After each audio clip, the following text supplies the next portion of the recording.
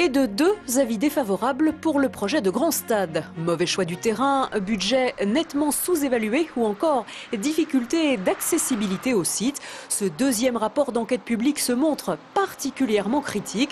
De quoi réjouir les opposants au projet dont les arguments ont apparemment été entendus. Les principales critiques, elles sont donc de deux natures. Le premier sur l'insuffisance des transports, et notamment des transports collectifs, et d'autre part, l'intérêt général qu'il y aurait à rendre constructible un terrain aussi important de plus de 50 hectares, alors que le stade lui-même n'a besoin que d'une vingtaine d'hectares. Ça veut bien dire que derrière le projet OL Land, ce n'est pas un projet de stade, c'est un projet de pure spéculation immobilière. Le rapport évoque même des risques d'abus de biens sociaux au vu de l'argent public investi pour l'aménagement des voiries et qui va profiter avant tout à un groupe privé. Bref, pour les défenseurs du projet, c'est un nouveau pavé dans la mare.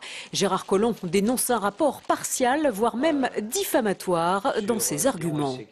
Je pense que le rapport va même au-delà des arguments des opposants au grand stade. Personne n'avait parlé jusqu'à présent du fait qu'on voulait vendre les terrains par exemple à l'Olympique lyonnais, de manière bradée. C'est ce que dit le rapport. Alors que l'on sait très bien que le prix des terrains sera fixé par les domaines et donc par l'État.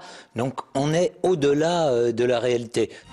Défavorable ou non, ce rapport n'aura en fait aucune incidence car il porte sur une révision du plan local d'urbanisme qui a été annulé par la justice. Mais pour les opposants au grand stade, la balle reste dans leur camp. Ce qui est intéressant, c'est que des institutions indépendantes, que sont les commissaires enquêteurs, donnent par 2 fois un avis défavorable. Ça veut bien dire que demain, probablement, les tribunaux administratifs et le Conseil d'État pourront estimer que le projet n'est pas d'intérêt général. Suite du feuilleton dans quelques mois, une 3e enquête publique est prévue cet automne.